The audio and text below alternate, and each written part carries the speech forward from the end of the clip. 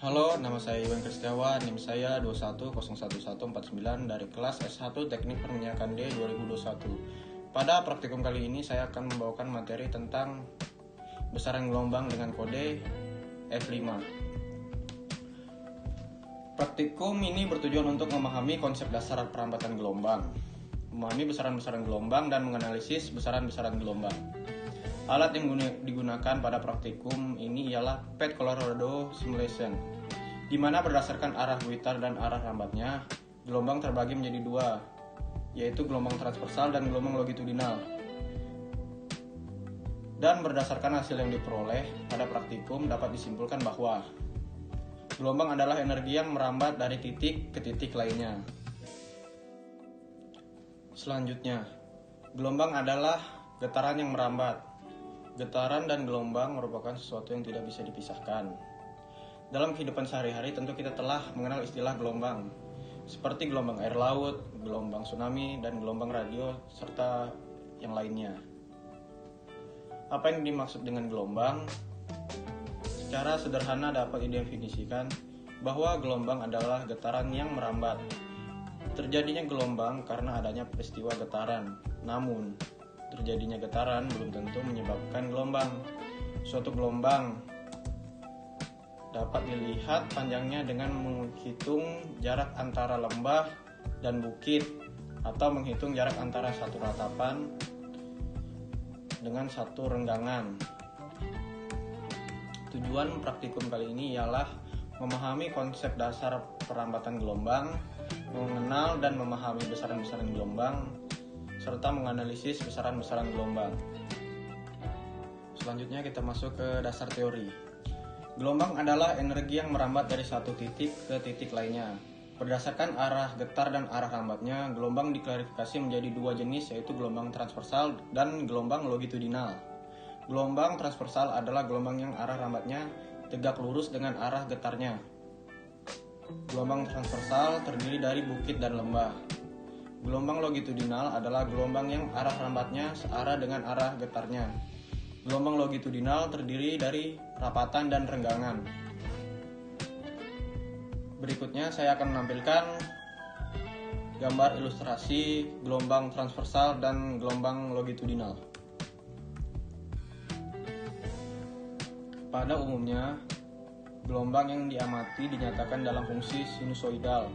Fungsi sinusoidal tersebut terdiri dari variabel-variabel yang mana merupakan besaran atau parameter gelombang.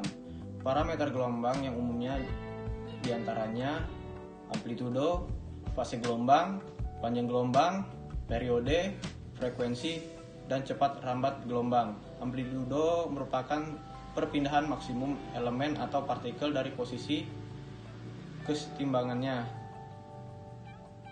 Saat gelombang merambat, fase gelombang adalah jumlah putaran atau sudut yang ditempuh satu titik selama perambatan.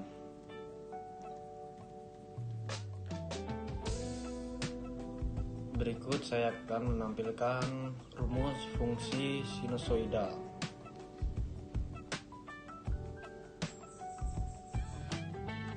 Selanjutnya kita masuk kepada metode percobaan. Alat yang digunakan ialah PET Colorado yang bisa diakses melalui link yang ada di modul. Selanjutnya kita masuk pada proses simulasi. Pada simulasi ini kita ubah menjadi osilasi. Menjadi tak berujung, kita tambahkan penggaris dan garis penanda. Tegangannya tetap dibesar, redamannya kita ubah menjadi 0. Amplitude yang diminta ialah 0,6. Frekuensinya kita coba di 0,5.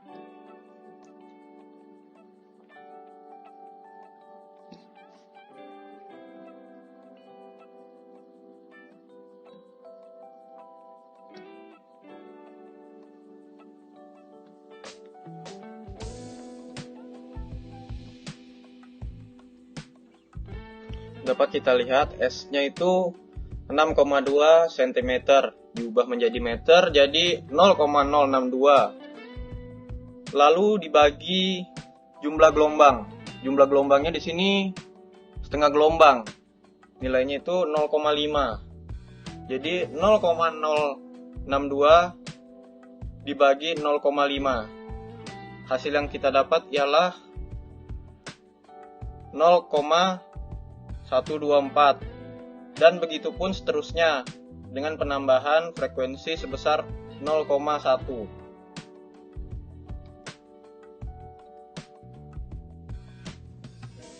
Setelah melakukan proses simulasi akan didapatkan data-data dan grafik sebagai berikut.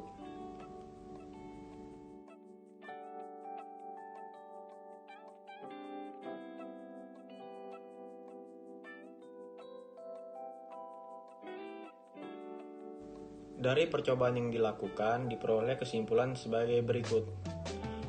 1. Gelombang merupakan energi yang merambat dari satu tempat ke tempat yang lain.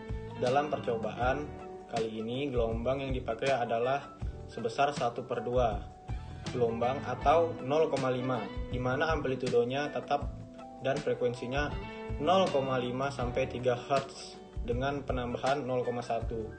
Cara menentukan panjang gelombang adalah dengan cara S dibagi N, di mana S merupakan titik dari tengah gelombang dan N adalah 1/2 atau 0,5. Hasil yang didapatkan dari amplitudo yang tetap dan frekuensi yang berbeda menghasilkan sebuah data yang berbeda-beda. Semakin besar panjang gelombang, maka semakin rendah frekuensinya.